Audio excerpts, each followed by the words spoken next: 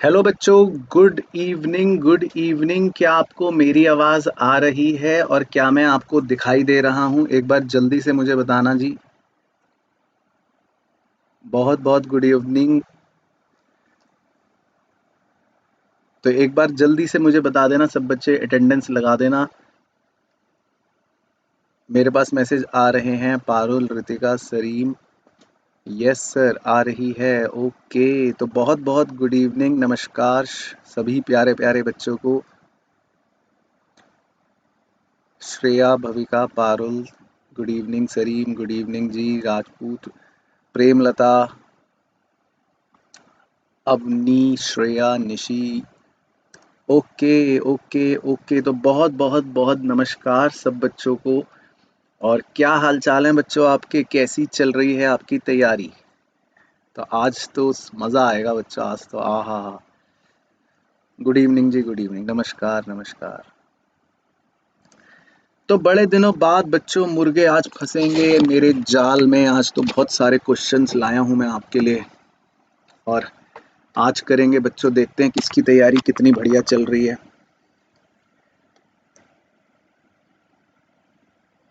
तो एक बार बच्चों अटेंडेंस लगा देना। जिस बच्चे ने वीडियो लाइक नहीं करी, एक बार वीडियो लाइक कर देना। तो आपके लाइक से पता लग जाएगा कि सब कुछ ठीक चल रहा है। बहुत अच्छी चल रही है, चलो बहुत बढ़िया। पारुल, निखिल की भी बढ़िया चल रही है, बहुत बढ़िया निखिल जी। ठीक है, निशी का आज पेपर था। ओके, ठीक है, तो तैयार हैं बच्चे? All right. ठीक है बच्चों, तो मेरे पास भी आ चुके हैं आपके मैसेज। तो सब कुछ ठीक चल रहा है बच्चों, एवरीथिंग इज़ फाइन। तो आज जो हमारी ये लाइव क्लास है, क्लास 11th के बच्चों के साथ है। चलो, तो अब शुरू करने से पहले मैं बता देता हूँ बच्चों आज हम क्या करेंगे। तो आज हमें चैप्टर 1 और चैप्टर 2 जो हम पढ़ चुके हैं आपके साथ। पहले ये बताओ किस किस बच्चे ने मेरे साथ पूरी कंप्लीट तैयारी कर ली है। चैप्टर 1 था इंट्रोडक्शन का, चैप्टर 2 था कंज्यूमर इक्विलिब्रियम का। ठीक है, सारे लेक्चर्स प्रॉपर नोट्स जिसने देख लिए हैं, बना लिए हैं। तो आज इसके जितने भी इंपॉर्टेंट क्वेश्चंस हैं जो एग्जाम में आपसे पूछ सकता है, वो सब मैं आपके साथ डिस्कस करूंगा। इनफैक्ट पहले मैं आपसे पूछूंगा, फिर आपके जवाब देखूंगा, और कुछ क्वेश्चंस मैं खुद डिस्कस कर लूंगा। ठीक है ना? चलो, तो अब हम शुरू करेंगे। लेकिन बच्चों ये है कि मैं फिर सिर्फ आपके आंसर पर फोकस करूंगा, अदर क्वेरीज में अभी नहीं लूंगा। अदर क्वेरीज कोशिश करूंगा या तो बाद में लूंगा या क्वेश्चन के बीच बीच में लेंगे हम। तो अब आप सबसे पहले ये बताओ कि सब बच्चे आप तैयार हो आज की तैयारी करने के लिए मेरे साथ? तो एक थम्स अप भेज दो बस चैट में, तो मैं समझ जाऊंगा कि हम शुरू कर सकते हैं। तो एक बार जल्दी से बस मुझे बताओ कि क्या आप तैयार हो? शुरू करें आज का कार्यक्रम। ठीक है, तो कई बच्चों ने तो कंप्लीट कर रखा है, बच्चे कह रहे हैं। ओके, बहुत बढ़िया बात है ये तो।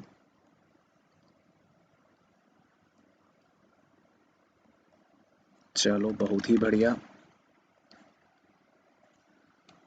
ठीक है, तो बच्चे हैं तैयार। ओके, ठीक है, तो थम्स अप आ गए बच्चों, आपके थम्स अप आ चुके हैं मेरे पास। चलिए जी, शुरू करते हैं बच्चों। तो सबसे पहले हम डिस्कस करेंगे बच्चों आपके साथ क्वेश्चन नंबर 1। क्वेश्चन नंबर 1 पूछ रहा है, इफ एमओसी इंक्रीजेस, अगर मार्जिनल अपॉर्चुनिटी कॉस्ट इंक्रीज होता है, the shape of PPC will be. तो पीपीसी की शेप आपको बतानी है कि क्या होगी, बताइए। तो अगर एमओसी इंक्रीज करेगा तो पीपीसी की शेप क्या होगी? तो आपके पास, आप देख रहे होंगे, पोल भी आ गया होगा। अगर आपको पोल पे आंसर करना है, पोल पे आंसर कर सकते हो। कमेंट करके आंसर करना है, कमेंट करके आंसर कर सकते हो। चलो, ठीक है, तो भेजते रहना जल्दी आंसर फटाफट। ठीक है जी। तो 3% बच्चे कह रहे हैं ऑप्शन डी, तो उनका गलत हो गया जी, 3% बच्चों का। तो सब बच्चों को याद रखना है कि अगर एमओसी इंक्रीज करेगा तो पीपीसी का शेप क्या रहेगा? कॉनकेव रहेगा, है ना? इसकी शेप को बोलते हैं बच्चों कॉनकेव। तो एक बार जल्दी से बता देता हूँ जो भूल गया हो। एमओसी जो होता है, जब वो इंक्रीजिंग होता है तो शेप कॉनकेव बनता है, अगर एमओसी कांस्टेंट रहेगा तो बिल्कुल स्ट्रेट लाइन बनेगा, और अगर एमओसी डिक्रीजिंग होगा बाय चांस तो फिर कॉन्वेक्स बनेगा। तो हमको ये बातों का ध्यान रखना है। चलो इसके बाद जी क्वेश्चन नंबर 2। क्वेश्चन नंबर 2 में पूछ रहा है what does a point below PPC show. तो अगर मान लो कोई पॉइंट बिलो पीपीसी है ना, ये पीपीसी है और इस पीपीसी के अंदर ये कोई काले रंग की बिंदी है, तो ये क्या शो करेगी, बताइए जी। Question number 2। तो वेरी गुड, रितिका रॉय ने सबसे जल्दी सही आंसर दिया, सुदर्शन का भी सही आ गया, वेरी गुड रितिका जी। तो इसे बोलते हैं अंडर यूटिलाइजेशन ऑफ रिसोर्सेज, शाबाश, ठीक है। उसके बाद question number 3, can a PPC rotate along the x axis also. क्या पीपीसी एक्स एक्सिस पर रोटेट कर सकता है। एक्स एक्सिस पर रोटेट करने का मतलब होता है जी प्यारे प्यारे बच्चों कि मतलब एक्स एक्सिस पर क्या पीपीसी आगे या पीछे ऐसे भाग सकता है। तो बताओ क्वेश्चन 3, क्या पीपीसी ऐसा हो सकता है। बच्चों आप अपने कमेंट में ना क्वेश्चन नंबर भी लिख देना, ऐसे लिख देना जैसे 1 का ए बता रहे हो तो 1A, या 2 का बता रहे हो तो ऐसे लिख देना 2C। तो मुझे पता रहेगा कि आपका कमेंट किस क्वेश्चन के लिए। कहीं बच्चा पता चला 2 का भेज रहा हो, मैं 3 का समझ रहा हूँ। ओके, तो सही आंसर आ गया है जी, यस बिल्कुल हो सकता है, वेरी गुड। तो पीपीसी रोटेट हो सकता है, हमने टॉपिक भी पढ़ा था। चलो क्वेश्चन 4, ये बढ़िया बात है, अब देखते हैं। माइक्रोस बच्चों एक टर्म होता है MICROS, माइक्रोस, जिसका मतलब है स्मॉल। तो ये कौन से वर्ड से बिलोंग करता है, ये बताना है आपको, ठीक है ना। माइक्रोस जो है ये कौन से वर्ड से बिलोंग करता है, बताओ।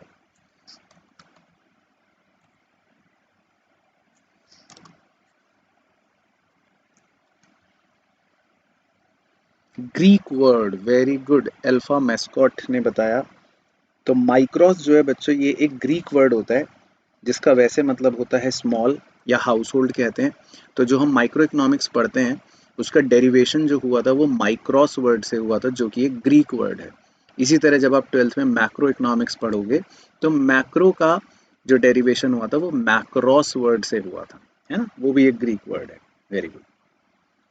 चलो क्वेश्चन नंबर 5। क्वेश्चन नंबर 5 बताएंगे बच्चे जी, to which factor the economic problem is basically related to.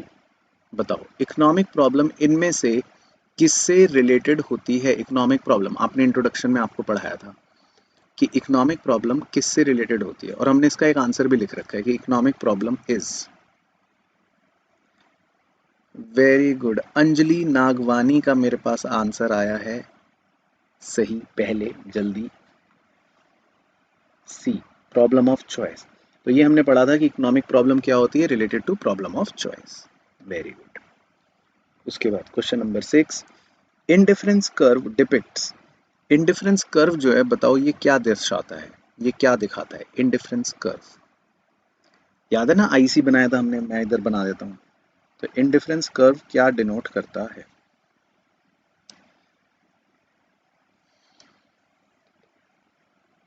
Very good, तो रितिका रॉय का मेरे पास आया बिल्कुल सही answer.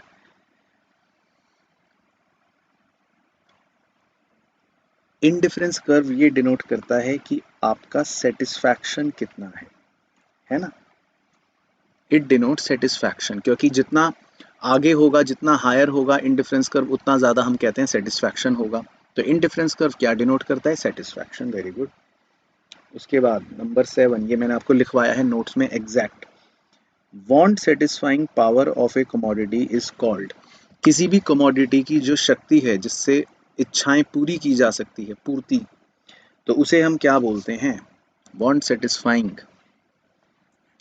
Power of A commodity, very good. तो उन्नति राजपूत का मेरे पास आया सबसे पहले सही जवाब।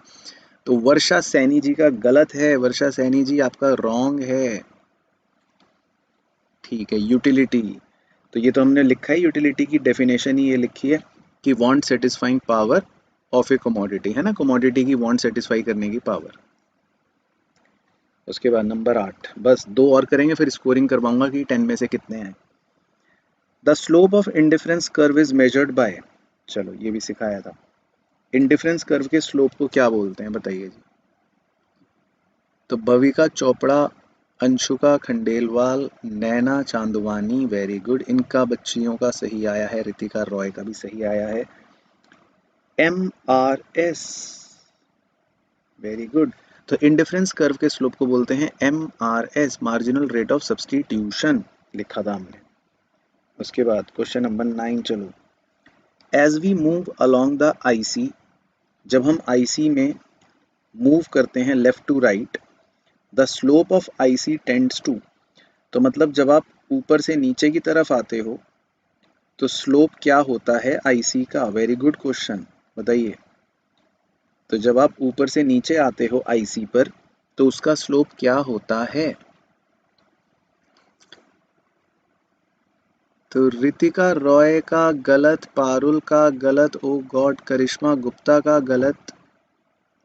सबसे पहला सही जवाब है AK ऑफिशियल, ओके, और राजनंदिनी और Kunal Kesari, very very good. तो ये बच्चे होशियार हैं, बाकी मुर्गे तो फंसे।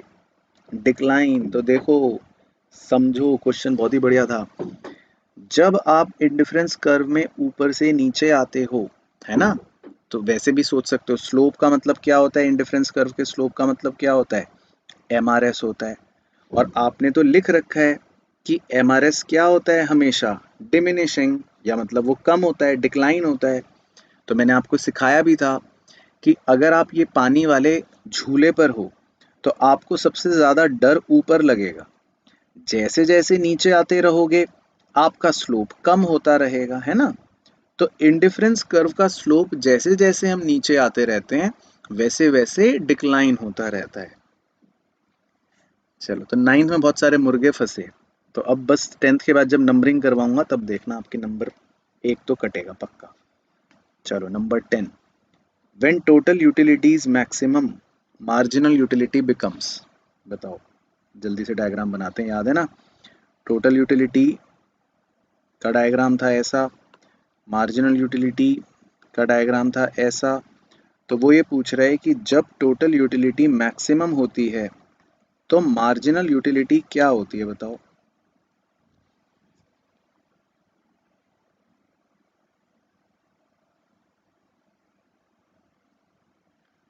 ओके, वेरी गुड, सही। तो ये तो हमने रिलेशन में लिख रखा है, जब टोटल यूटिलिटी मैक्सिमम होती है ना, इस पॉइंट पर, तो मार्जिनल यूटिलिटी उस समय क्या होती है, जीरो होती है, MU is zero, very good. चलो, तो अब जल्दी से मुझे 10 MCQ में आपका क्या स्कोर रहा ये बताओ, क्योंकि फिर उसके बाद 11 से हमारे शुरू होंगे रीजन असर्शन टाइप क्वेश्चन जो आपको जड़ से हिला देंगे। ठीक है, तो रितिका के तो आए हैं 9, मुझे पता था रितिका, क्योंकि तुम्हारा एक गलत था।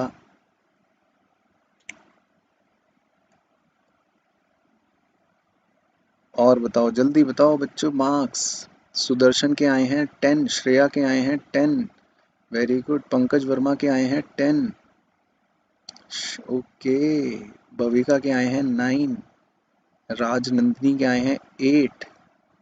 तो कहीं ये बच्चे 10 वाले झूठ तो नहीं बोल रहे। ठीक है 10, चलो बहुत बढ़िया। चलो, अब आपकी सिट्टी बिट्टी गुल होगी, क्योंकि अब मुश्किल सवाल आ गए। क्वेश्चन नंबर 11 से करना है। चलो, तो इसको तो ध्यान ध्यान से करेंगे, इसका मैं पोल भी बना देता हूँ।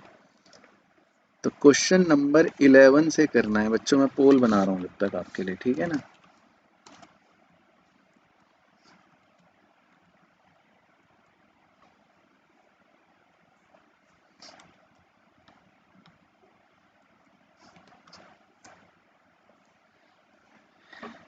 The determination of price in perfect competition market is study of micro economics. कह रहा है जब हम एक बाजार में प्राइस को निकालते हैं तो वो एक माइक्रो इकोनॉमिक्स की स्टडी होती है। और उसका वो रीजन दे रहा है। Determination of price only effects individual market and not the economy as a whole. कह रहा है क्योंकि जब हम प्राइस को निकालते हैं तो वो खाली एक इंडिविजुअल मार्केट को अफेक्ट करता है, पूरी इकोनॉमी को नहीं करता एज अ होल। तो अब इस पर आपके क्या विचार हैं कि भाई क्या दोनों बातें ठीक हैं या दोनों बातें गलत हैं, या मतलब A option, B option, C option, D option, कौन सा ठीक लग रहा है? तो देखो कितना बड़ा फायदा हो गया पोलिंग में। देखो जी, 7% बच्चे कह रहे हैं ए, मतलब वो ये कह रहे हैं असर्शन गलत है। तो इनको तो भैया गधे पर बैठाया जाए और इनको जूतों की माला पहनाई जाएगी। तो ये तो बिल्कुल ही सरासरी गलत हो गए ये बच्चे, क्योंकि असर्शन तो बिल्कुल ट्रू बात है। आपका चैप्टर भी आएगा प्राइस डिटर्मिनेशन का माइक्रो इकोनॉमिक्स में, ठीक है जी। उसके बाद 16% बच्चे कह रहे हैं कि जी रीजन गलत है। 27% बच्चे कह रहे हैं कि भाई रीजन सही नहीं है। तो ये भी गधे के पीछे घूमने की ही तैयारी कर रहे हैं। तो यानी कि ये सब बच्चे गलत हैं। तो मात्र 48% बच्चों का सही है। यानी कि मेरे प्यारे प्यारे बच्चों ध्यान से पढ़ो, बिल्कुल बात ठीक लिखी है। माइक्रो इकोनॉमिक्स इसीलिए है ये क्योंकि ये खाली इंडिविजुअल मार्केट की बात हो रही है, एक यूनिट की बात हो रही है। हम पूरे इंडिया की या पूरे इकोनॉमी एज अ होल की बात नहीं कर रहे हैं। पूरे इकोनॉमी एज अ होल की बात करते तब वो मैक्रो होता है ना। तो ये बिल्कुल सही बात कह रहा है 11। तो ऑप्शन ए जो है वो सही है। चलो तो एक नंबर तो कटा। अब आ जाओ क्वेश्चन 12। ठीक है, क्वेश्चन 12 पोल बना रहा हूं जल्दी से। तो क्वेश्चन 12 का सर पोल रेडी है? हाँ बस रेडी है, ये लो जी। Scarcity is to be defined as a situation when demand for goods exceeds its supply even at zero price। ठीक है, तो कह रहा है कि भाई देखो स्कैरिसिटी का मतलब है कि हमारी चीज़ों की मांग जो है, डिमांड जो है, मांग जो है वो ज़्यादा है पूर्ति से, है ना। लोग डिमांड ज़्यादा करते हैं, सप्लाई कम होती है, चाहे ज़ीरो प्राइस भी हो। तो स्कैरिसिटी कह रहा है उसे कहते हैं। रीज़न कह रहा है इस बात का कि abundant is a thing of which availability is less than its requirement even at a zero price. कह रहा है अबेंडेंट का मतलब होता है कि जब किसी चीज़ की कमी हो उसकी रिक्वायरमेंट की अपेक्षा में। तो बताओ इस बारे में आपको क्या कहना है? तो अब तो बच्चों क्वेश्चन मुश्किल आएंगे।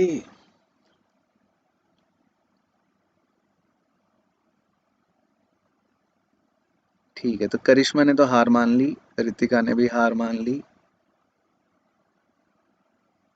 ओके, तो उन्नति राजपूत आर्मी पारुल का सही है, वेरी गुड। चलो आओ मैं समझा देता हूँ। देखो स्कैरिसिटी किसे कहते हैं? स्कैरिसिटी का मतलब होता है किसी भी चीज़ की कमी होना, है ना। तो कमी कब होती है? कमी किस सिचुएशन को कहते हैं? जब किसी भी चीज़ की मांग ज़्यादा हो और उसकी पूर्ति जो है वो कम हो। तो आप यही कहोगे ना कि भाई कमी है, आपको चाहिए 10 चॉकलेट और बाजार में एक ही मिल रही है, तो इसका मतलब आप क्या कहोगे? कमी है।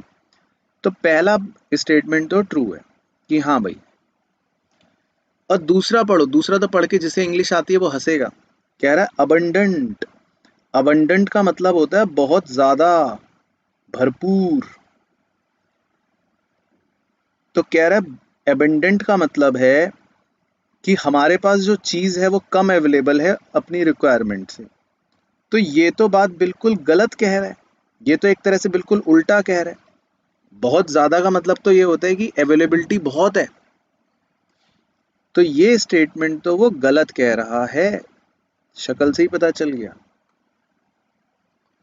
ठीक है मेरे प्यारे प्यारे बच्चों, तो एग्जाम में ध्यान से पढ़ना है, तुक्के नहीं मारने हैं, लॉजिक समझो। तो पहला स्टेटमेंट तो ट्रू है पर दूसरा स्टेटमेंट फॉल्स है। तो हम क्या कहेंगे कि ऑप्शन क्या है? सी। तो ये देखो इसमें कितने बच्चों का गलत हुआ, हे भगवान। सिर्फ 14% बच्चों का ही सही था। देख रहे हो हाल। ये है आपकी तैयारी हाफ ईयरली की। चलो आगे अब 15वां क्वेश्चन। तो 15वें के लिए फिर से पोल बन रहा है, सॉरी 13th के लिए। वी हैव फॉर्मुलेटेड थ्योरीज और set of principles describing consumer behaviour. कह रहा कंज्यूमर बिहेवियर को बताने के लिए हमने कुछ थ्योरियां बनाई हैं, कुछ प्रिंसिपल्स बनाए हैं, ठीक है ना। और फिर वो कह रहा है reason, demand for goods and services and consumers' choice on the allocation of his income to different uses are the principal issues we study to analyze consumer behavior। कह रहा है कि भाई कोई भी कंज्यूमर क्या चीज खाएगा, कितनी खाएगा, मतलब कितनी डिमांड करेगा, क्या उसकी चॉइस होगी, वो अपनी इनकम को कहाँ एलोकेट करेगा, मतलब कहाँ लगाएगा। कह रहा हम ये सब बातें पढ़ते हैं कंज्यूमर बिहेवियर में। चलो तो अब बताओ जी इसका आंसर। इसका भी मुझे पता है कि गलत करोगे। हाँ 13th का, वो पोल 13th का ही है, वो लिखा 15 है, वो 13 है, सॉरी।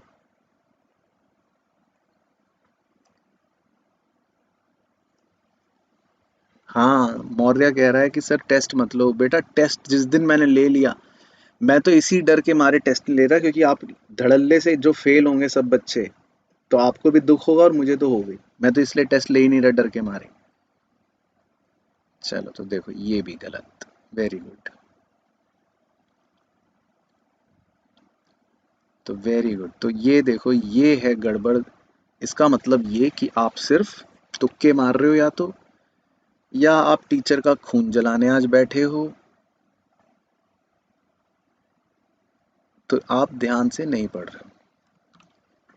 तो देखो बच्चों जी, आराम से पढ़ो, धीरे धीरे। क्वेश्चंस मुश्किल होंगे, इनमें तुक्का नहीं मारना। आप देखो कह रहा है कि कंज्यूमर बिहेवियर में हम कुछ प्रिंसिपल्स और कुछ फॉर्मूलोज, मतलब फॉर्मुलेटेड थ्योरीज जो होती हैं उनका इस्तेमाल करते हैं ना। ये बात सही है, क्योंकि आपने देखा एल्फ्रेड मार्शल की थ्योरी थी, जे आर हिक्स की थ्योरी थी, तो कंज्यूमर बिहेवियर में थ्योरी थी। और वो इसका रीजन कह रहा है क्योंकि demand for goods and services and consumers' choice on allocation of his income to different uses are the principal issues we study to analyze consumer behavior। अब कंज्यूमर बिहेवियर के अंदर जो हम स्टडी करते हैं उसमें हम ये देखते हैं कि कंज्यूमर क्या डिमांड करेगा, क्या चॉइसेस होंगी उसकी, कैसे अपनी इनकम एलोकेट करेगा। ये बात ट्रू है। लेकिन मेरे प्यारे प्यारे बच्चों, अगर आप ध्यान से ये स्टेटमेंट पढ़ के और उसको रीज़न लगा के पढ़ोगे कि क्या जो असर्शन दिया है उसका बिल्कुल वो सही रीज़न है, बिकॉज लगा के पढ़ो कि we have formulated theory of a set principle describing consumer behaviour because, और आगे का पढ़ोगे तो वो सेंस नहीं बन रहा। तो मतलब ये कि स्टेटमेंट तो दोनों ट्रू हैं, परंतु रीज़न जो है वो करेक्ट एक्सप्लेनेशन नहीं है। तो इसका सही ऑप्शन आपको बी टिक करना पड़ेगा एग्जाम में। देख रहे हो, ये है चालाकी। ओके, तो देख लो, ये भी गलत। बात समझ आई? तो इसका सही ऑप्शन था बी। चलो सर, बेइज्जती हो रही है तो सर आज। सर हम तो सोच रहे थे कि हमें बहुत आता है, और या तो आज सर बेइज्जतियां हो रही है। चलो क्वेश्चन नंबर 14 में देखते हैं कि क्या होगा। असर्शन कह रहा है marginal rate of substitution is diminishing. कह रहा है एमआरएस जो होता है वो डिमिनिशिंग होता है। ठीक है, अब अपने आप दिमाग लगाना, खुद सोचो कि ट्रू है फॉल्स है क्या है। और इस बात का वो रीजन दे रहा है because as the consumer is having more and more of good one, his intensity of desire to have it tends to fall down. तो कह रहा है गुड वन जब आप ज्यादा ज्यादा लेते रहोगे तो उसको रखने की इच्छा आपकी कम होती रहेगी, आपको लगेगा अब तो बहुत है, अब क्या करूं। चलो तो इस पर बताइए जी। सर ये मुश्किल है सर।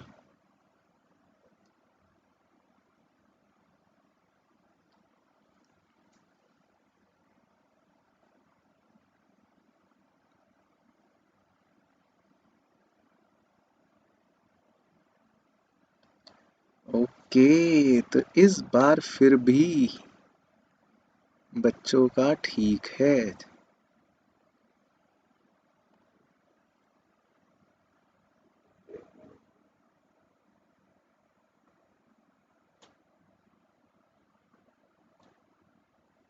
ठीक है, तो ये बच्चों इस बार उसने सही बोला है ना? क्योंकि ये हमने लिखा भी था कि एमआरएस डिमिनिशिंग होता है ना? और इसका रीज़न भी यही होता है कि वो जो उसकी इंटेंसिटी होती है, मतलब कम होती है, उसको लगता है कि मैं जो सैक्रिफाइस कर रहा हूँ दूसरा गुड वो कम करता रहूँ, इसीलिए एमआरएस डिमिनिशिंग होता है। ओके, चलो इसके बाद क्वेश्चन नंबर 15 आ जाओ।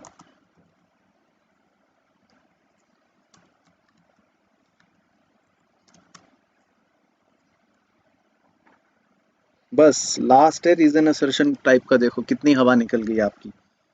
असर्शन में कह रहा है as we move along on indifference curve we find that a consumer is willing to give up less and less amount of good two for 1 unit of good one. कह रहा है जब हम इंडिफरेंस कर्व में move करते हैं आगे की तरफ, तो हम एक गुड जो सैक्रिफाइस करते हैं वो कम करना चाहते हैं, है ना? तो कह रहा है we find that consumer is willing to give up less and less amount of good two. तो पहले तो देखो कि बात ये ठीक कह रहा है कि नहीं, खुद ही सोचो। और इसका वो रीजन दे रहा है because the indifference curve is convex to the origin.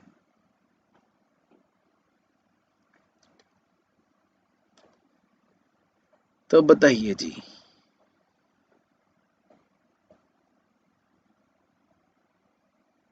हाँ, उन्नति स्कूल में नहीं पढ़ाया तभी तो, जब स्कूल में नहीं पढ़ा तभी तो मैं पढ़ा रहा हूँ, क्योंकि मैं कुछ चीज़ छोड़ूंगा नहीं, ये आप ध्यान रखना, हम सब कुछ पढ़ेंगे, अब स्कूल वाले चाहे पढ़ाएं या ना पढ़ाएं। बाकी अब है इंग्लिश मीडियम में है ये बच्चों के लिए क्वेश्चंस। चलो तो हमारे पास आ चुके हैं आंसर। ठीक है, तो वैसे तो कह रहा है कि अगर आप दोनों बातों को पढ़ोगे, as we move along on indifference curve we find that consumer is willing to give up less and less amount of good two, और इसका रीजन यही है because the indifference curve is convex to the origin. तो बात दोनों basically वैसे true हैं, है ना? और कारण भी सही है, क्योंकि वो कॉन्वेक्स शेप लेता है तो इसीलिए वो ऐसा होता है। कॉन्वेक्स शेप ना होती मान लो इसकी, तो फिर वो लेस एंड लेस सेक्रीफाइस ना कर रहा होता। फिर तो अगर मान लो स्ट्रेट लाइन होती बिल्कुल, तो फिर तो वो कांस्टेंट सेक्रीफाइस कर रहा होता, है ना? तो बात बिल्कुल उसने सही कही है, और बच्चे भी 60% बच्चों का सही है, वेरी गुड। चलो तो यहाँ तक जो है बढ़िया बात हो गई। तो अब बच्चों देखो मैं आपको बता देता हूँ फिर से, मेरी बात ध्यान से सुनना, मजाक में मत लेना। रीजन असर्शन टाइप के क्वेश्चन कई बार मुश्किल लगते हैं लैंग्वेज की वजह से। तो आप ज़रूर ज़रूर ज़रूर या तो जो भी बुक आप फॉलो करते हो उस बुक के चैप्टर के एंड में दे रखे होते हैं, उनसे प्रैक्टिस ज़रूर करना। वो आपके पास नहीं है तो मैं जो पीडीएफ शेयर करता हूँ उनसे ज़रूर करना, लेकिन कर ज़रूर लेना, आपके लिए इम्पोर्टेंट है। ठीक है जी? सर अब कुछ आसान चीज़ करवाओ जिसमें हम तुक्के मारे और नंबर फ्री में मिल जाएं। चलो तो अब हम आसान चीज़ करेंगे बच्चों, ट्रू फॉल्स। आ जाओ, आ हा अब मज़ा आएगा। चलो ठीक है, अब तुक्के नहीं मारने, जल्दी से आंसर बताना। Number 1, economic problem and scarcity, फिर 20 हो जाएंगे ना, फिर 20 में से नंबरिंग करेंगे। Economic problem and scarcity of resources are not related to each other. चलो बताओ। कह रहा है कि इकोनॉमिक प्रॉब्लम जो होती है और स्कैरसिटी जो होती है ये एक दूसरे से रिलेटेड नहीं है ना? ये कह रहा है। तो इस पर आपके क्या विचार हैं कि इकोनॉमिक प्रॉब्लम जैसे चॉइस की होती है ना? और स्कैरसिटी तो आपको पता ही है कि भाई क्या है। तो कह रहा है कि ये दोनों रिलेटेड नहीं होते। ओके, तो ये देखो, ये नमन बच्चा, ये नलायक, और कौन है मुर्गा, एक ये बच्चा क्लैश, ये नलायक। ठीक है, वेरी गुड। तो ये बच्चों फॉल्स है बहुत बड़ा, क्योंकि रिलेशन तो है, स्केरसिटी और चॉइस की प्रॉब्लम का रिश्ता तो है, ये फॉल्स है। Second, economy, an economy produces goods and services in a manner that it always operates on the PPC. चलो बताओ। कह रहा है इकोनॉमी इस तरह से काम करती है कि वो हमेशा पीपीसी पर ही रहेगी। मतलब कह रहा है कि अगर मैं पीपीसी बनाऊं तो इकोनॉमी अगर काम करेगी तो उसकी बिंदी पीपीसी पर ही होगी हमेशा, ये बिंदियां ऊपर ही होंगी हमेशा। तो बताओ इस पर आपके क्या विचार हैं? ये देखो, करिश्मा गुप्ता ये भी नालायक। Oh my God. Rajnandini, Naina, oh my God, oh my God, oh my God, ये क्या हो गया? तो या तो बच्चों मैं पागल हूं जो मैं मान नहीं रहा, या आप नशे में हो। तो भाई इतना बड़ा ये तो फॉल्स स्टेटमेंट है और बच्चे ट्रू भेजे जा रहे हैं। कह रहे हैं कि हाँ भाई हाँ, इकोनॉमी हमेशा पीपीसी पर ही काम करेगी। भाई बच्चा ये सोच रहा है क्यों करेगी, ऑलवेज क्यों ऑपरेट करेगी? क्या अंदर नहीं ऑपरेट करती? क्या आपने पढ़ा नहीं है कि भाई अंदर भी तो बिंदु हो सकता है? क्या पता इकोनॉमी में अंडर यूटिलाइजेशन चल रहा हो। तो आपने कैसे कह दिया कि भाई हाँ ऑलवेज ऑलवेज पीपीसी पर ही होगी? चलो तो बहुत बुरे नंबर कटे। उसके बाद नंबर थ्री बताओ। If there were no choices in resource allocation, अगर मान लो रिसोर्स एलोकेशन में कोई चॉइसेस नहीं हो, ठीक है जी, economies would not have existed. तो ऐसी तो कोई इकोनॉमी कह रहा है हो ही नहीं सकती। चलो अब ये बताओ।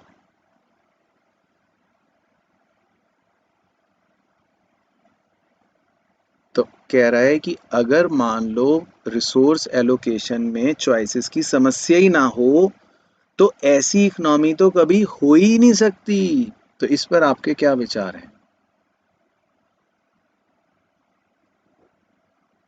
ओके, चलो ये सही है, ट्रू। कह रहा है सही है ना? तो भाई ऐसी इकोनॉमी हो नहीं सकती जिसमें चॉइस की समस्या ना हो, तो ये ठीक बात है। चलो नंबर चार। A consumer is in equilibrium and buys commodities X and Y. तो एक कंज्यूमर इक्विलिब्रियम पे है और वो दो गुड्स कंज्यूम कर रहा है, एक्स और वाई। बहुत ही बढ़िया क्वेश्चन है, तो मजा आ गया बच्चों। हाँ। तो टू कमोडिटीज की आपको कंडीशन याद ही नहीं होगी मुझे पता है, तो मैं लिख देता हूँ।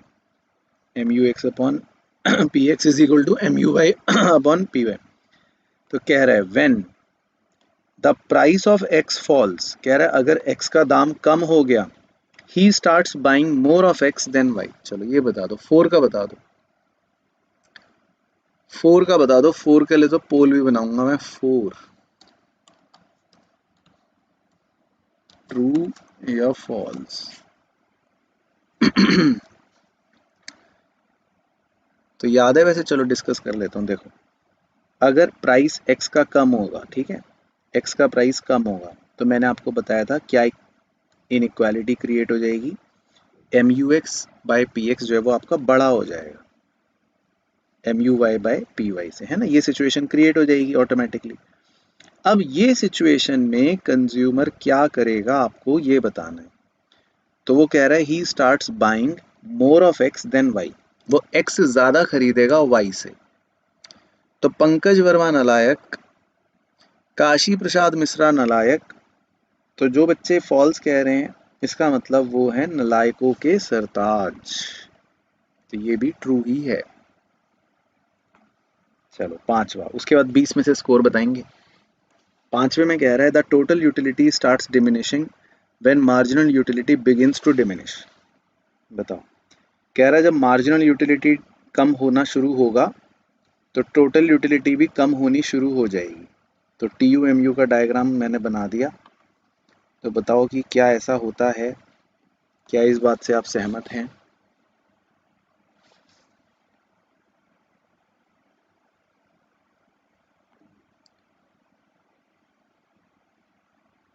ओके, तो रिया जी कह रही हैं ट्रू, आर्मी जी कह रहे हैं फॉल्स, सलीम खान कह रहे हैं ट्रू, अंकित जी कह रहे हैं ट्रू। ठीक है। नेहा कह रही है हेलो भविका। तो हेलो नेहा, मैं भविका की तरफ से बोल रहा हूँ।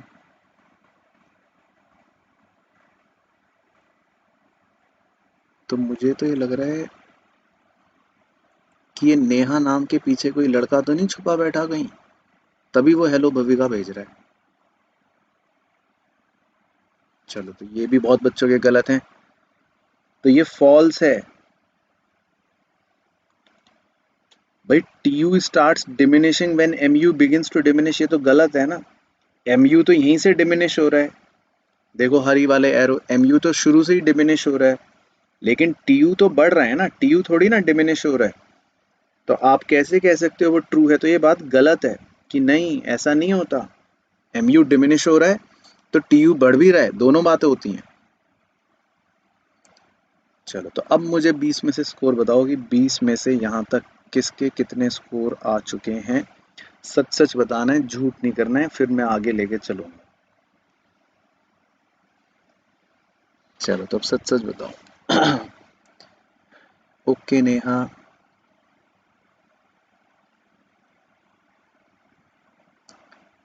रेखा जी एडमिशन जो है अब तो शायद क्लोज हो गए होंगे। ठीक है, तो सुदर्शन के हैं 17 नंबर। ओके, मार्जिनल यूटिलिटी कह रहे हैं दानिश खान की, सर समझा दीजिए। तो दानिश भाई, मार्जिनल यूटिलिटी का मतलब होता है कि जब आप कोई गुड ज़्यादा ज़्यादा कंज्यूम करते हो ना, तो उससे मिलने वाली संतुष्टि कम होती रहती है, बस ये मतलब होता है। तो जैसे जैसे आप गुड ज़्यादा खाओगे वैसे वैसे सेटिस्फैक्शन कम होगा, बस उसी को मार्जिनल यूटिलिटी कहते हैं। ठीक है, श्रेया के 18 हैं, उन्नति के 15 हैं। Super hit dance and song एक करके बच्चा कह रहा है 20 आए हैं मेरे। तो super hit dance and song, तुम्हारे अगर 20 में से 20 आए होते ना यहाँ तक, आंसर तो तुमने एक दिया नहीं, और तुम अब लिख के भेज रहे हो कि मेरे 20 आए हैं। तुम्हारे अगर वाकई में 20 आए हैं तो मैं तुम्हें 20 लाख रुपीस का चेक दे दूं।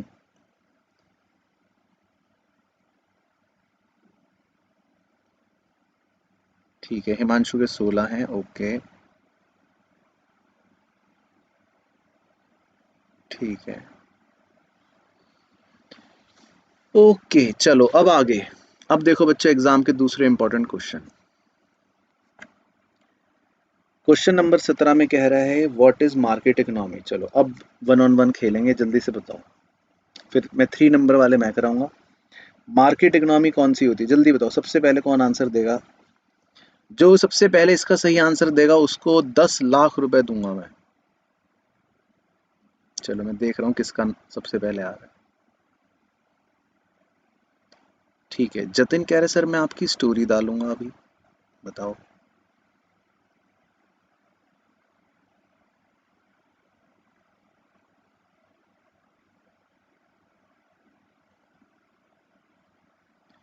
ओके हर्षिता, वेरी गुड, बहुत बढ़िया।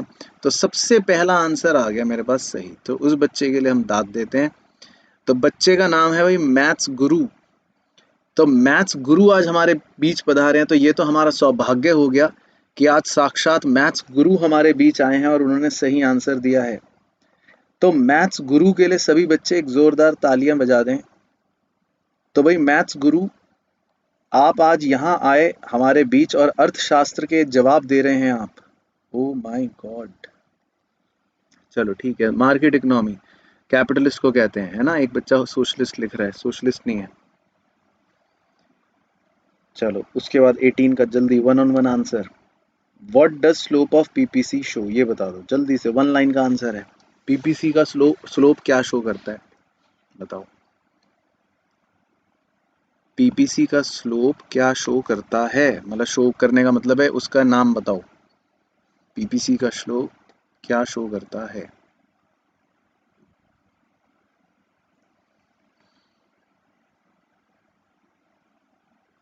ठीक है, हाँ हिमांशी वो भी लिख सकते हो, सही है।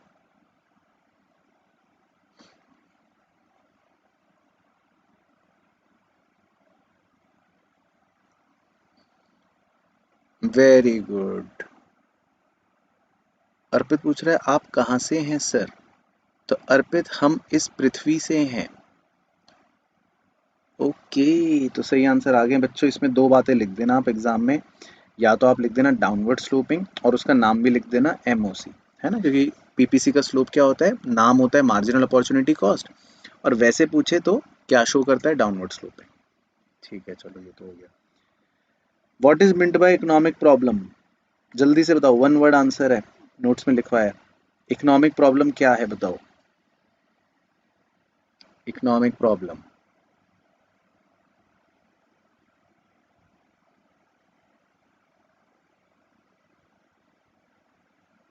आशु कह रहा है सर कट्टी, तो आशु भाई अब्बा, कट्टी वट्टी कुछ नहीं। वेरी वेरी गुड, सही आंसर आए हैं। रितिका रॉय ने बिल्कुल मुद्दे का आंसर भेजा है, ऐसे भेजो ना सब बच्चे। प्रॉब्लम ऑफ चॉइस, तो इकोनॉमिक प्रॉब्लम का मतलब है simple one word answer, problem of choice. चलो ठीक है ना।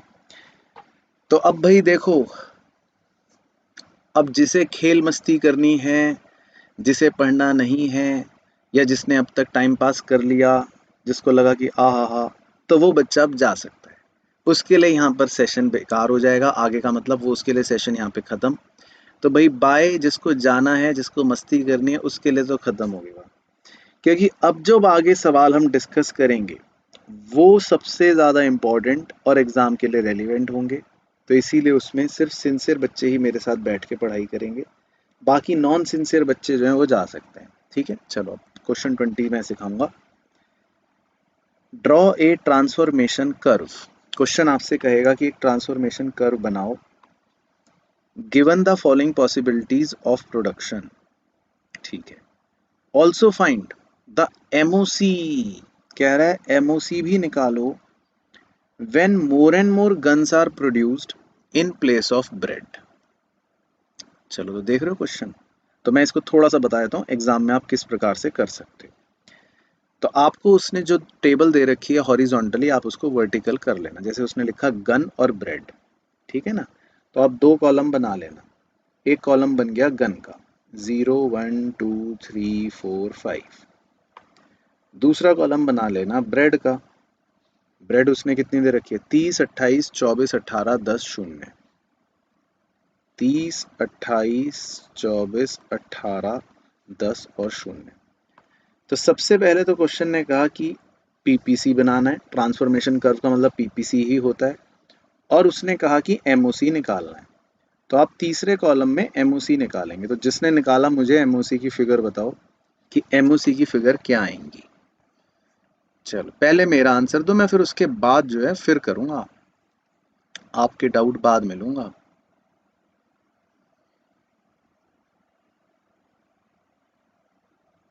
ये लो, एक बच्चा पूछ रहा है कि आप कहाँ से हो दीपाली, तो तुम्हें पढ़ना नहीं है, मैं यहाँ सवाल करवा रहा हूँ, तुम लगे हुए हो कि तुम कहाँ से हो दीपाली। भाई दीपाली अपनी सैंडल का नंबर भेज दो इसको जरा, तुम कहाँ से हो दीपाली के बच्चे।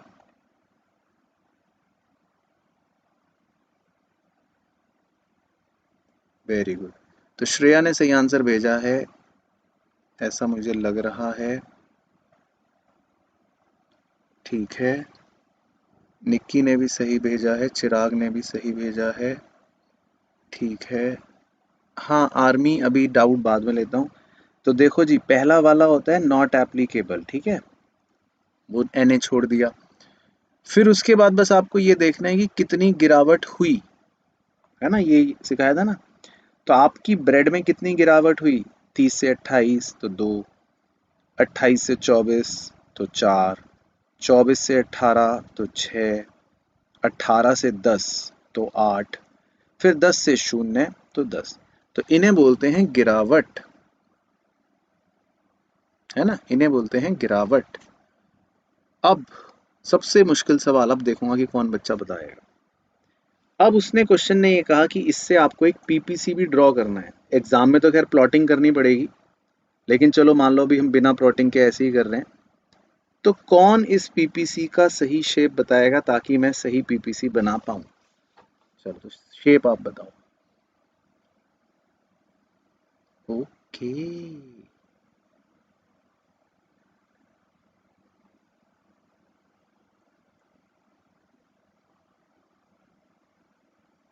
बिजनेस स्टडीज अंकुर सर पढ़ाते हैं।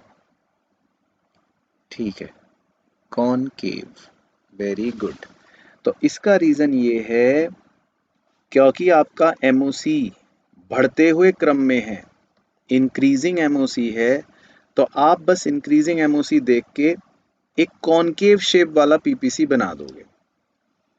ठीक है ना, बिल्कुल सही। और अगर यही एमओसी डिमिनिशिंग होता तो फिर आप कॉन्वेक्स शेप बना देते, और अगर यही कांस्टेंट होता तो फिर आप एक स्ट्रेट लाइन बना देते। ठीक है ना। चलो, तो ये था बढ़िया क्वेश्चन 20। अब देखो एक और इंपॉर्टेंट क्वेश्चन है 21, ये भी 3 नंबर का है। Give reasons for the following statement. ठीक है, क्वेश्चन आपसे पूछ रहे हैं कि भैया आपको रीजन बताना है, तो अब आप इसमें मेरे को 1 on 1 बताते रहो। Number 1, PPF is always downward sloping concave curve। चलो, तो मैं इंतजार कर रहा हूँ, सबसे पहले जो सही भेजेगा उसको मैं यहाँ पे उसका नाम लिख के फिर शाबाशी भी दूंगा ताकि आप ढंग से आंसर भेजो। तो बताओ कि पीपीएफ डाउनवर्ड स्लोपिंग क्यों होता है, इसका क्या रीजन है? अच्छा रीजन।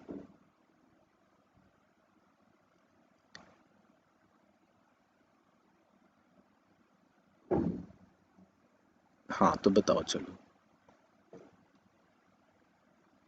ट्रेड ऑफ तो चिराग नहीं है, ट्रेड ऑफ नहीं है, रीजन पूछ रहा है कि वो ऐसा क्यों है, वो डाउनवर्ड स्लोपिंग क्यों है, ये पूछ रहा है। वेरी गुड, तो मेरे को मेरा आंसर मिल गया।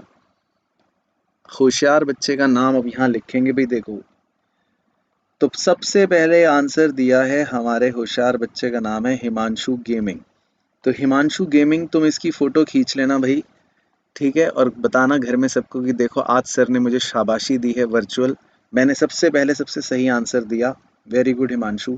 तो हिमांशु ने ये आंसर दिया कि एक गुड को बढ़ाने के लिए हमें दूसरे गुड को सैक्रिफाइस करना पड़ेगा, इसी वजह से पीपीसी डाउनवर्ड स्लोपिंग होता है। ये परफेक्ट रीजन है और यही लिखना है। चलो, वेरी गुड, तो ये हो गया पहला आंसर सही। उसके बाद नंबर 2 फिर से रेस लग गई है, सही आंसर वाले बच्चे को शाबाशी मिलेगी। N efficient economy would always produce a combination of goods that lies on the given production possibility frontier. चलो, तो ये बताओ। कह रहा है कि भैया कोई इकोनॉमी जो एफिशिएंट होगी वो हमेशा always produce a combination that lies on the PPF, वो हमेशा पीपीएफ वाली बिंदी पर ही काम करेगी। बताओ क्यों?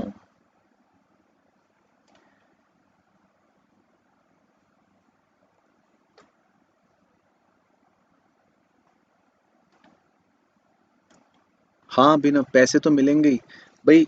एक काम करना, हिमांशु गेमिंग के घर पे 10 लाख रुपए का चेक भिजवा देना। तो बस हिमांशु, तुम दरवाजे के बाहर खड़े हो जाओ, आंखें लगा के टकाटक, एक कुरियर वाला आ रहा है बंदा बाइक पे, फटाफट 10 लाख का चेक लेके। तो जो सबसे जल्दी देगा उसे मिलेगा। तो अब देखो, इसका सबसे सही जल्दी आंसर जो मेरे पास आया वो आया है चिराग मित्तल और स्तुति उपाध्याय। तो इन दोनों को ही शाबाशी दे देते हैं क्योंकि बिल्कुल बैक टू बैक एकदम से सही इनके आए। तो इन दोनों ने ये बोला क्योंकि इस बिंदी का मतलब है कि हम अपने रिसोर्सेज का फुल यूटिलाइजेशन कर रहे हैं, और फुल यूटिलाइजेशन रिसोर्सेज का करने का मतलब ही ये होता है कि हमारी इकोनॉमी क्या है, एफिशिएंट है, एफिशिएंट है। तो इसीलिए अगर पीपीसी के ऊपर बिंदु है तो मतलब ये कि वो फुल रिसोर्सेज है, और इसी वजह से इकोनॉमी को हम कहेंगे कि वो एफिशिएंट है। ठीक है, वेरी गुड। चलो, उसके बाद number 3, growth of an economy is represented in the form of rightward shift of PPF। कह रहा है कि अगर इकोनॉमी ग्रो करेगी तो वो पीपीएफ के राइट शिफ्ट से शो होगा। बताओ क्यों? तो भास्कर की तो दुनिया ही अलग है। भास्कर कह रहा आउट ऑफ सिलेबस। तो ठीक है भास्कर भाई, तुम घर जा सकते हो, तुम्हारे लिए लाइव सेशन खत्म है यहीं, तुम आउट ऑफ सिलेबस लगे रहो। तो हम तो तैयारी भी कर लेंगे, तुम आउट ऑफ सिलेबस ही छोड़ के आ जाना।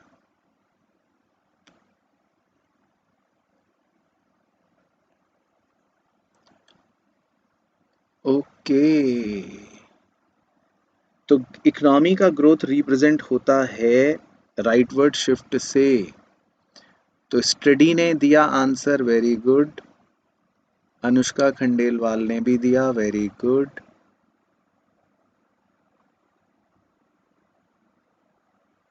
थैंक यू लक्ष्य गुप्ता भाई। तो अब पढ़ाई तो करो साथ में।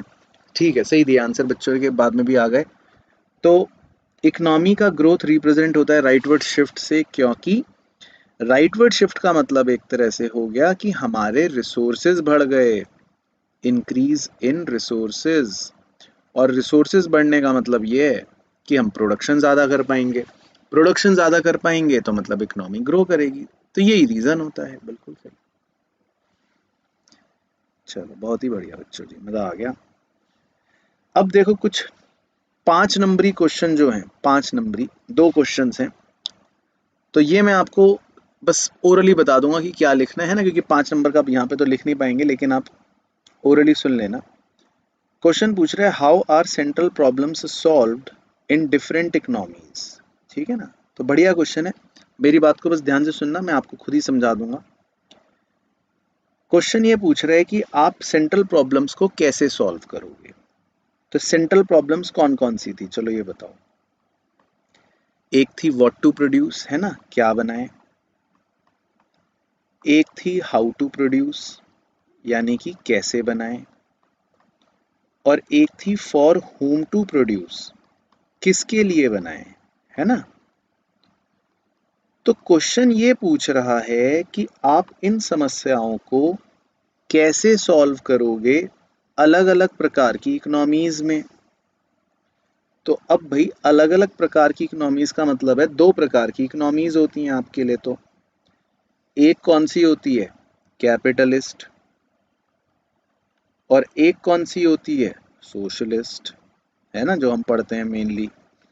तो अब आपसे अगर पूछा जाए कि कैपिटलिस्ट इकोनॉमी वाला कैसे सोचेगा कि क्या बनाना है, मतलब इस क्या दिक्कत को वो कैसे सॉल्व करेगा कि क्या बनाऊं मैं, तो पता है वो क्या सोचता है, उसका सॉल्यूशन कैसे निकालता है, एज पर कंज्यूमर्स वांट। कहता है जो कंज्यूमर चाहेगा मैं वो बनाऊंगा, एज पर कंज्यूमर्स वांट।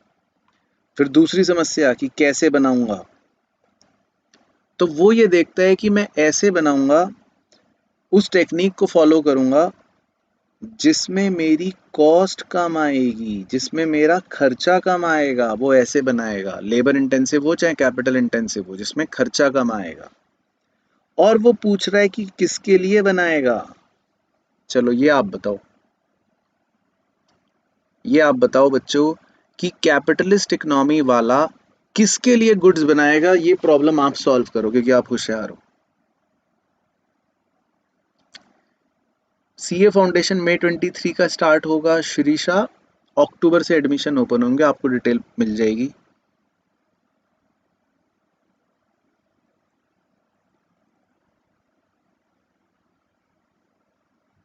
ये लो जी, तो संजीव सिंह तो पता नहीं कौन से अलग ही दुनिया में है। निक्की जी कह रही हैं अकॉर्डिंग टू कंट्रीब्यूशन, नहीं, वो नॉर्मल आंसर है। वो तो हमने जो नोट्स में लिखा बेसिक आंसर है, लेकिन यहाँ थोड़ा स्पेसिफिक बताना है। कैपिटलिस्ट इकोनॉमी वाला किसके लिए बनाएगा, कैपिटलिस्ट इकोनॉमी वाला, वेरी गुड। तो अंकित विश्वकर्मा मेरे भाई, मेरे दोस्त, तुम्हें अभी 10 लाख रुपए का चेक बस मिलने ही वाला है। तुमने बिल्कुल सही बताया। कैपिटलिस्ट इकोनॉमी वाला जो है ना, वो अमीरों के लिए गुड्स बनाता है हमेशा, क्योंकि उसे तो पता है कि पैसा कहाँ से मिलेगा, अमीरों से कमाऊंगा मैं। तो कैपिटलिस्ट इकोनॉमी वाला इसलिए रिच सेक्शन के लिए ज्यादा गुड्स बनाता है। ठीक है ना, ये है इसका आंसर। अच्छा, अब सोशलिस्ट इकोनॉमी वाला वो कैसे समस्याओं को दूर करता है। तो व्हाट टू प्रोड्यूस, वो भी गवर्नमेंट डिसाइड करती है, जो सरकार बोले वही बनेगा। कैसे बनेगा, जो सरकार डिसाइड करेगी वैसे बनेगा। किसके लिए बनेगा, जो सरकार डिसाइड करेगी उसके लिए बनेगा। तो सोशलिस्ट इकोनॉमी में सारा सोचना कौन करती है? सरकार करती है। वो जो कहेगी, जिसके लिए कहेगी, जैसे कहेगी, क्या कहेगी, वो सब डिसाइड करने वाली सेंट्रल प्लानिंग अथॉरिटी होती है और उस हिसाब से सेंट्रल प्रॉब्लम को दूर करते हैं। वेरी गुड, चलो ठीक है, तो समझ आ गया 5 नंबरी क्वेश्चन। उसके बाद दूसरा देखो कह रहा है 5 नंबरी question, what is meant by production possibility curve. तो ये तो चलो डायरेक्ट है ना। प्रोडक्शन पॉसिबिलिटी कर्व आपको पता है क्या होता है।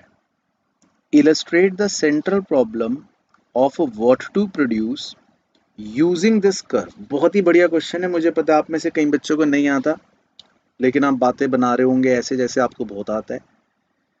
तो क्या कोई बच्चा ये मुझे बता सकता है सच सच, बिना झूठ बोले, कि क्या आप व्हाट टू प्रोड्यूस वाली प्रॉब्लम को पीपीसी पर बता सकते हो, समझा सकते हो with the help of PPC, कि ये समस्या क्या है? पीपीसी की मदद से बताओ कौन कौन कर सकता है, सच सच बताना।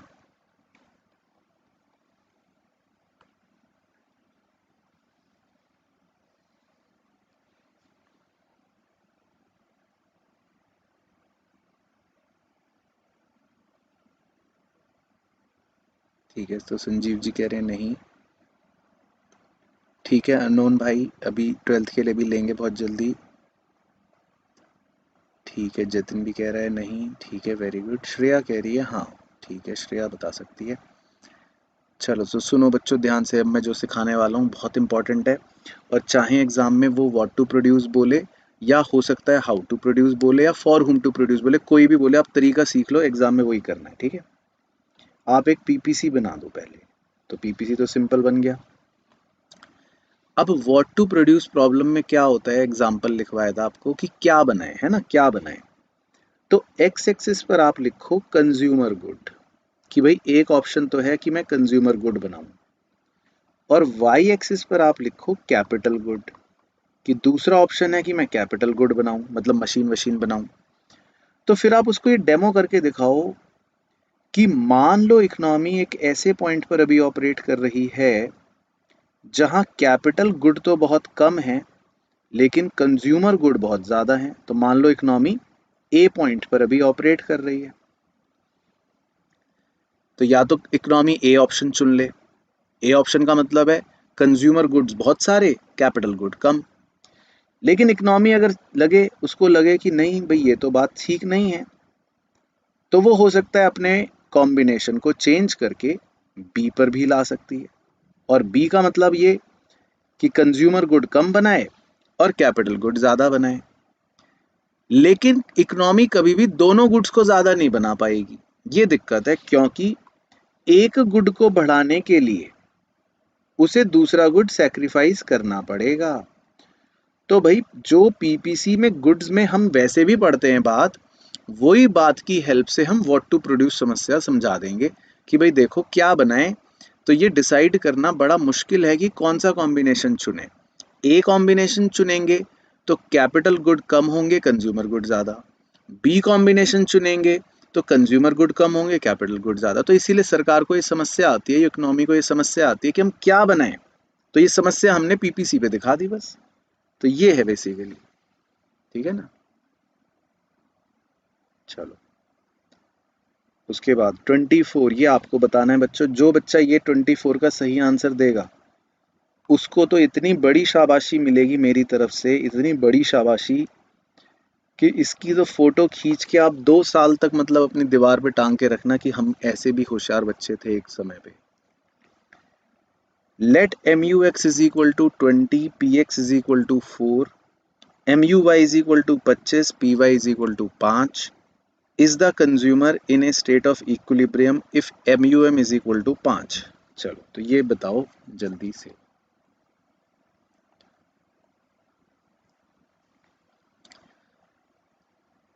नेहा द्विवेदी फिर कह रही है, नेहा द्विवेदी हेलो भविका। तो नेहा तुम्हें पढ़ना नहीं है क्या, या तुम्हें सब आता है, या तो मैं पागल हूं जो मैं यहाँ लग रहा हूं कि पढ़ाने में ध्यान, या फिर आप पागल हो चुके हो। कोई एक तो पागल है।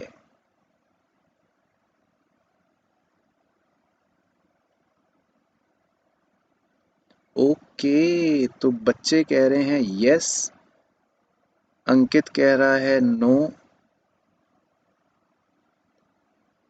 चलो चेक करते। तो अगर यस नहीं निकला, अगर यस नहीं निकला तो मतलब ऐसी बेइज्जती होगी आप सब बच्चों की, ऐसी बेइज्जती होगी कि मैं क्या बताऊं। तो आपने कैसे करा, M U X upon P X निकाला, फिर M U Y upon P Y निकाला, वो बराबर होना चाहिए एम यू एम के। तो चेक करता हूँ, M U X upon P X 20/4, M U Y upon P Y 25/5 और एम यू एम 5, क्या ये तीनों बराबर हैं? 20/4 5 आएगा, 25/5 भी 5 आएगा और ये तो 5 है ही। ओ माई गॉड।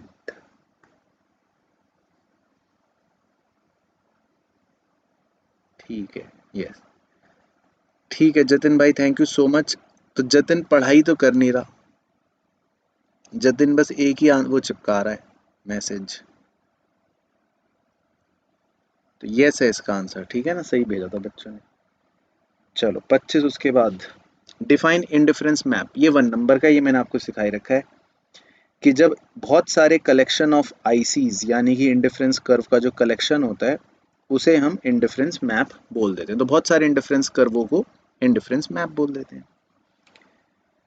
26, ये मुझे पता है कि किसी को भी नहीं आता। एक बार सच सच बताना, ये आप कर लोगे अपने आप? एक बार बताओ, बेहतरीन क्वेश्चन है। Derive law of demand. हालांकि अगले डिमांड चैप्टर का तो मैं छोड़ देता हूँ, चलो तो इसको अभी स्किप कर दो, लेकिन ये बाद में सीखेंगे हम, डोंट वरी, बट बहुत इंपॉर्टेंट है। तो हमारे यूटिलिटी अप्रोच की जो कंडीशन होती है ना, M U is equal to price, उसकी मदद से हम लॉ ऑफ डिमांड निकालते हैं। तो हम करेंगे लेक्चर में आगे, लेकिन मैं वैसे ही बता देता हूँ हल्का सा बस। तो आपको यूटिलिटी अप्रोच याद है? हाँ सर, यूटिलिटी अप्रोच याद है। यूटिलिटी अप्रोच क्या थी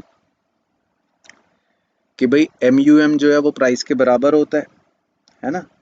तो हमने एक एम यू एम का कर्व बनाया था कि एम यू का कर्व क्या होता है, ऐसा होता है।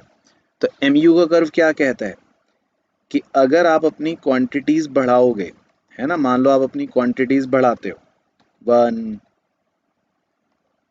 2 3 4, तो जैसे जैसे आप क्वांटिटीज बढ़ाओगे तो आपके एम यू की वैल्यू कम होती रहेगी। तो मान लो पहले 10 थी, फिर 8 हो गई, फिर 6 हो गई, है ना, फिर 2 हो गई, मतलब इस तरह कम होती रहेगी। एम यू का कर्व यही होता है। अब कंज्यूमर इक्विलिब्रियम क्या कहता है? कंज्यूमर इक्विलिब्रियम ये कहता है कि एक ऐसा पॉइंट या ऐसी सिचुएशन है जब एम यू जो है वो किसके बराबर हो जाए, प्राइस के बराबर हो जाए, है ना। एम यू किसके बराबर हो जाए, प्राइस के। तो अब बड़े ध्यान से सुनना मेरे प्यारे प्यारे बच्चों, अगर मैं कह रहा हूं कि कंज्यूमर इक्विलिब्रियम पर एम यू जो है वो प्राइस के बराबर है, तो मैं रिप्लेस कर सकता हूं ना, एम यू की जगह प्राइस लिख सकता हूं। तो अब देखो मेरी चालाकी, अब मैं एम यू की जगह प्राइस लिख दूंगा। ओके, मैं कह रहा हूं ये प्राइस है। इसी तरह वाई एक्सिस पे भी मैं कह रहा हूं एम यू की जगह एम यू हटा के कि ये प्राइस है, 10 रुपए, 8 रुपए, 6 रुपए। तो भाई क्या ये लॉ ऑफ डिमांड नहीं बन गया कि जैसे जैसे मेरा प्राइस कम हो रहा है वैसे वैसे मेरी क्वांटिटी बढ़े जा रही है। जैसे जैसे प्राइस कम हो रहा है क्वांटिटी बढ़ रही है, प्राइस कम क्वांटिटी बढ़ी, प्राइस कम क्वांटिटी बढ़ी। तो ये लॉ ऑफ डिमांड ही तो बन गया। तो ये बेसिकली एक हॉट क्वेश्चन होता है कि हम कंज्यूमर इक्विलिब्रियम की उस कंडीशन को इस्तेमाल करके ये प्रूफ कर देते हैं कि भाई ये डंडा जो है, ये कर्व जो है, ये लॉ ऑफ डिमांड वाला डिमांड कर्व ही है। ठीक है ना, तो ये था क्वेश्चन। तो मुझे पता है अभी आप सोच रहे होंगे कि ये पता नहीं क्या आ गया, लेकिन जब आप डिमांड भी पढ़ लोगे तब आप कहोगे कि हाँ सर ये था मजेदार हॉट क्वेश्चन। चलो 27। अब 27 ये बताओ कि 27 आपको याद है या नहीं, बस ऑनेस्ट आंसर देना है। Explain the higher IC provide higher satisfaction. 3 number में मैंने नोट्स में सीधा लिखवा रखा है। वैसे तो ये प्रॉपर्टी होती है कि जब ज़्यादा आईसी हो तो सेटिस्फेक्शन ज़्यादा होता है ना, ऐसे बनवाया था दो, मान लो ए बंडल और बी बंडल, तो कंज्यूमर जो है उसको बी बंडल पर ज़्यादा सेटिस्फेक्शन मिलेगा, है ना, क्योंकि उसकी प्रेफरेंस मोनोटॉनिक होती है। तो वो जिस कॉम्बिनेशन में उसको ज़्यादा गुड मिलेंगे वो कॉम्बिनेशन ले लेगा। तो higher the IC higher the satisfaction, है ना, याद है, ठीक है, वेरी गुड। चलो बहुत बढ़िया। अच्छा उसके बाद 28, चलो ये एक दो आप बता दो, मैं मान जाऊंगा कि आपको याद है। What are the assumptions on which law of DMU is based? Law of diminishing marginal utility के चलो assumptions बताओ, law of diminishing marginal utility के। हाँ ऋषभ, तो देखो पढ़ना शुरू करो मेरे भाई, समझो। आप जब वीडियो लेक्चर से पढ़ते हो, जिस समय, आप सभी बच्चों को कह रहा हूँ, आप उस समय सिर्फ एक नॉलेज ले रहे हो, वो तो स्टेप 1 है, या अंडरस्टैंडिंग ले रहे हो, वो तो स्टेप 1 है। उसके बाद लर्निंग आती है, उसके बाद प्रैक्टिस आती है डायग्राम की, उसके बाद क्वेश्चंस आते हैं बुक के जो आप खोल ही नहीं रहे, देख ही नहीं रहे, तो कैसे होगा एग्जाम में। क्वेश्चंस का एक्सपोजर बहुत ज़रूरी है एग्जाम में। कंटेंट्स पढ़ना देखना सिर्फ अंडरस्टैंडिंग है। Very good. तो भैया सही आ गए हैं, प्रवीण कुमार यादव ने भेजा, कॉन्टिन्यूस कंजम्पशन होना चाहिए, बिल्कुल सही, कोई गैप नहीं होना चाहिए, लगातार एक के बाद एक, एक के बाद एक, एक के बाद, वेरी गुड। सुदर्शन जी ने भेजा कंज्यूमर रैशनल होता है, वेरी गुड, सही। और भविका ने बिल्कुल सही भेजा, no change in quality, quality में परिवर्तन नहीं होना चाहिए, मतलब ऐसा ना हो कि एक बर्गर तो चीज बर्गर है और एक बर्गर जला हुआ बर्गर है, सारे बिल्कुल सेम क्वालिटी के होने चाहिए। बढ़िया, तीनों अजम्पशन सही, बिल्कुल सही। चलो उसके बाद 29 जो बच्चा बता देगा उसके तो एग्जाम में पक्का अच्छे नंबर आएंगे, क्योंकि ये क्वेश्चन तो आप मेरे से लिखवा के ले जाओ अभी घर से ही, 100% श्योर शॉट क्वेश्चन है। तो एक क्वेश्चन आपका एग्जाम का मैंने पहले ही लीक करवा दिया, ठीक है ना। चलो 29 आ जाओ। एक consumer consumes only two goods, ठीक है, कंज्यूमर दो गुड्स कंज्यूम करता है, X and Y, whose prices are 4 रुपए एंड 5 रुपए, ठीक है। तो कंज्यूमर दो गुड्स कंज्यूम करता है जिनके दाम कह रहा है 4 रुपए हैं और 5 रुपए हैं, ठीक है। उसके बाद फिर लिखा है, इफ द कंज्यूमर चूजेज, अगर कंज्यूमर चूज करता है एक combination of these two goods with marginal utility of x equal to 5, कह रहा मार्जिनल यूटिलिटी x की 5 है, and that of y equal to 4, और मार्जिनल यूटिलिटी y की 4 है, ठीक है। Is the consumer in equilibrium, तो आपको ये बताना है कि क्या कंज्यूमर इक्विलिब्रियम पर है। चलो पहले तो ये बताओ,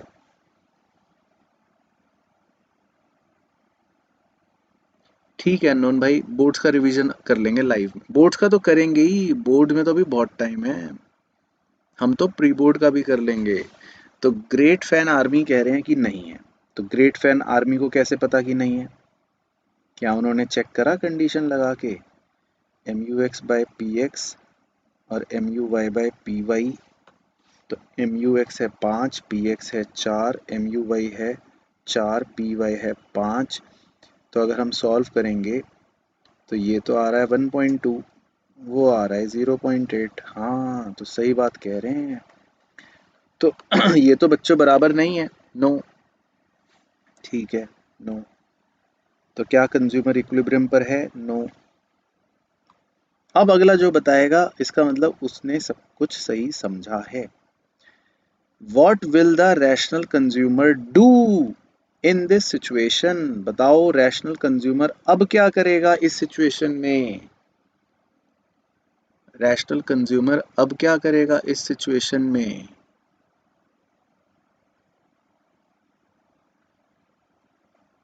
बहुत बढ़िया हिमांशु गेमिंग भाई, तुमने तो आग ही लगा रखी है आज।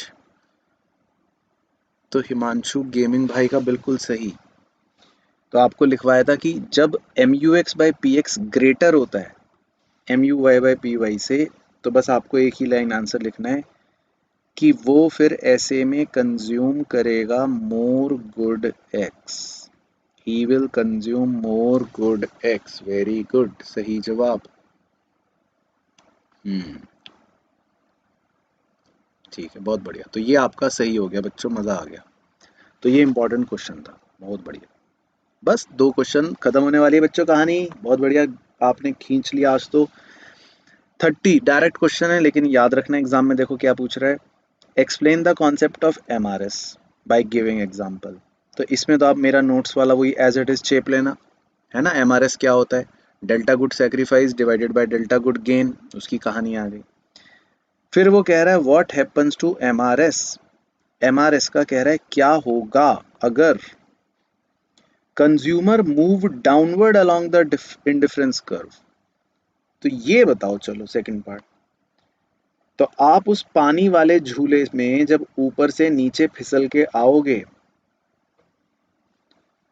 तो जब आप ऊपर से नीचे आओगे तो वो पूछ रहा है कि एमआरएस क्या होगा। ये आंसर कौन बच्चा बताएगा, बताओ।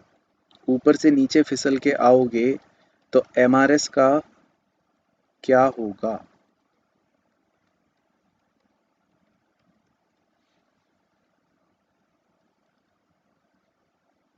Very good Sanjeev Singh. संजीव सिंह का सही, रोजी का सही। डिक्लाइन होगा, हमने पहले भी एक क्वेश्चन करा था ना, तो बस आपको यही ध्यान रखना है। तो इंडिफरेंस कर्व में जब हम ऊपर से नीचे आते हैं तो एमआरएस क्या करता है, डिक्लाइन करता है। और फिर आप आगे वो वाला आंसर लिख दोगे जो मैंने लिखवाया है रजिस्टर में कि वाई एमआरएस इज डिमिनिशिंग, है ना, क्योंकि वो रीजन भी पूछ रहा है कि give reason for your answer. तो आप यही बताओगे कि एमआरएस डिमिनिशिंग इसलिए हो जाता है क्योंकि कंज्यूमर एक एडिशनल यूनिट लेने के लिए लेस एंड लेस सेक्रीफाइस करता है दूसरे गुड का, है ना। वो वाला क्वेश्चन आप देख लो, बिल्कुल सही। ठीक है, तो दिव्यांशु जी पूछ रहे हैं सर आपके नोट्स कहाँ से डाउनलोड कर सकते हैं। तो बताओ कौन बच्चा बताएगा कहाँ से डाउनलोड कर सकते हैं। तो भाई आप हमारी वेबसाइट पर जा सकते हो, ठीक है ना। हमारी वेबसाइट आपको मिल जाएगी आरकेजी इंस्टीट्यूट की, ठीक है ना। तो आप उस पे जा सकते हो, इस तरह से गूगल पे सर्च करना, ये आपको मिल जाएगा आरकेजी इंस्टीट्यूट। ठीक है, ये वेबसाइट आ गई। अब इस वेबसाइट पे आपको कहाँ जाना है, इस वेबसाइट पे आपको जाना है ई लाइब्रेरी पे। दिखाई दे रहा है ई लाइब्रेरी ऊपर छठे नंबर पे, ई लाइब्रेरी, इस पे जाना है। ई लाइब्रेरी पे क्लिक करोगे फिर आपको जाना है क्लास नोट्स पे। ठीक है, क्लास नोट्स पे क्लिक कर दिया। बस क्लास नोट्स में ये देखो जी, कक्षा 12वीं के आ गए सारे, कक्षा 11वीं के देखो आपके आ गए अकाउंटेंसी के सारे, मतलब जितना पढ़ लिया अभी तक, ये नहीं कि सारे मतलब सारे। कक्षा देखो 11वीं का ये रहा, माइक्रो इकोनॉमिक्स आ गया, ये रहा डाउनलोड कर लेने का। ऐसी बिजनेस स्टडीज का ये रहा, सारा सब मामला आपको यहाँ मिल जाएगा। और भी बहुत कुछ अपलोड होगा लेकिन इसी पेज पर होगा।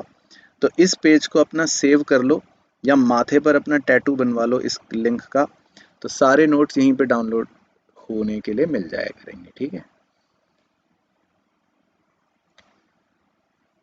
चलिए जी, अब लास्ट क्वेश्चन और फिर उसके बाद छुट्टी बच्चों, फिर आप अपने रास्ते में अपने रास्ते आ जाओ।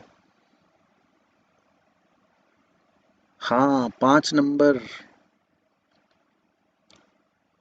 अच्छा ये बताओ भाई, कहीं आपके 5 नंबर तो नहीं कटते, कहीं आप उनमें से तो नहीं हो। किस किस बच्चे के 5 नंबर पक्के हो चुके हैं वो एक बार बता दो। अच्छा, जब तक मैं लास्ट क्वेश्चन पढ़ रहा हूँ। What are the conditions of consumer equilibrium under indifference curve approach. ठीक है, ये तो बड़ा सिंपल लग रहा है। What changes will take place if the conditions are not fulfilled. अच्छा,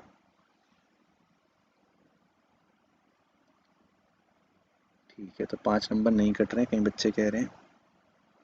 वेरी गुड। तो एक कंडीशन तो देखो सबने बता दी चौड़ में, M R S is equal to M R E. ठीक है, तो ये तो हर बच्चे को याद होता है कि भाई इंडिफरेंस कर्व का स्लोप जो है वो बजट लाइन के स्लोप के बराबर होना चाहिए। पहली कंडीशन तो चलो ठीक हो गई। अब दूसरी कंडीशन बताओ चलो, इक्विलिब्रियम की दूसरी कंडीशन क्या है।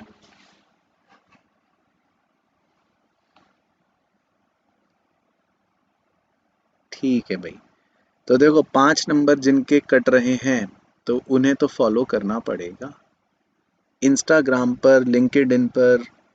लिंक्डइन पे तो चलो अभी आप छोटे हो, इंस्टाग्राम पर तो फॉलो करना पड़ेगा। तभी तो मजा आएगा।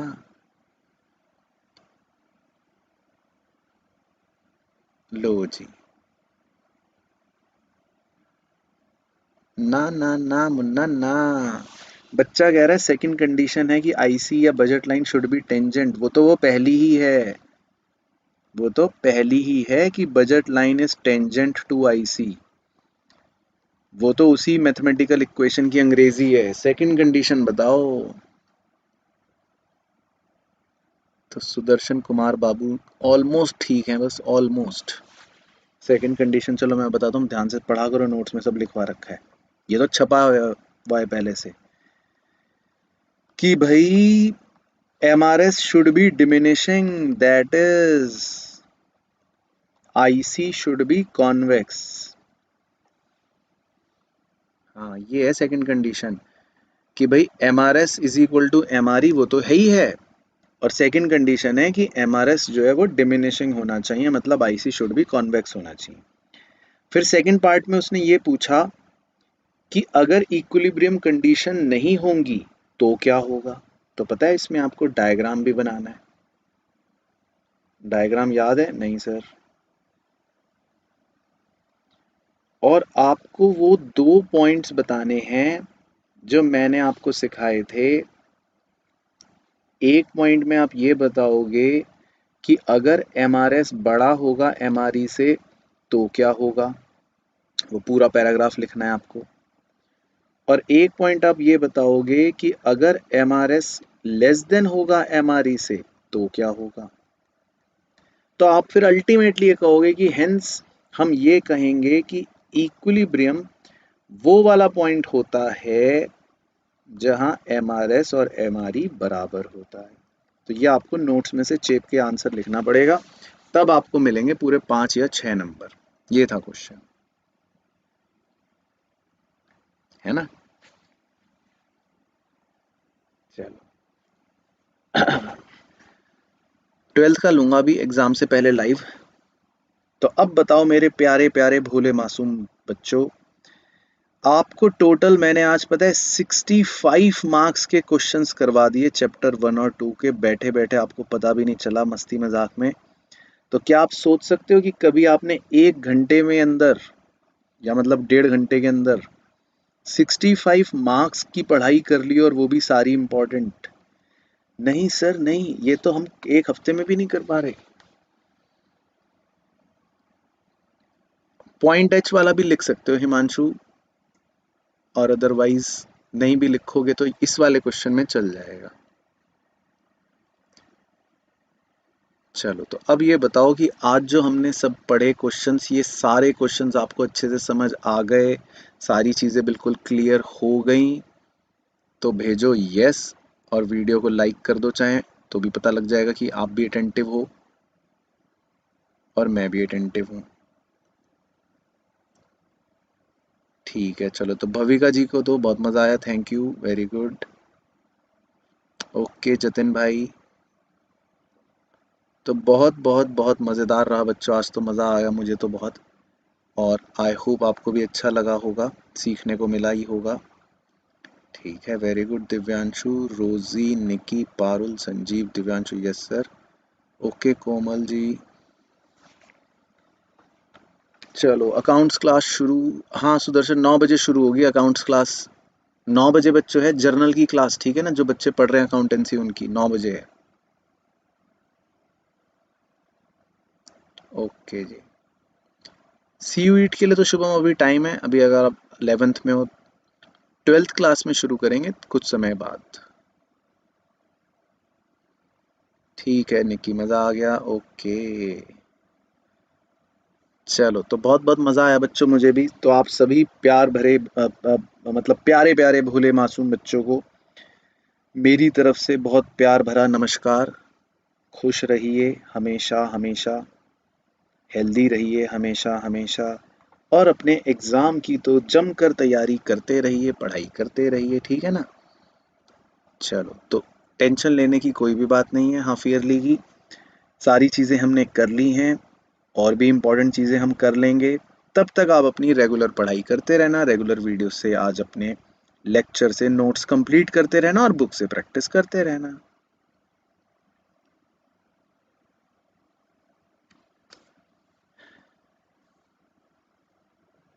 चलो ठीक है ना।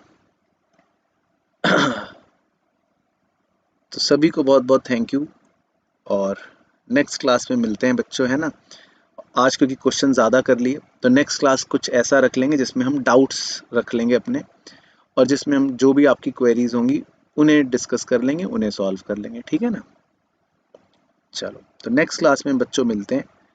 Bye bye, tata, take care.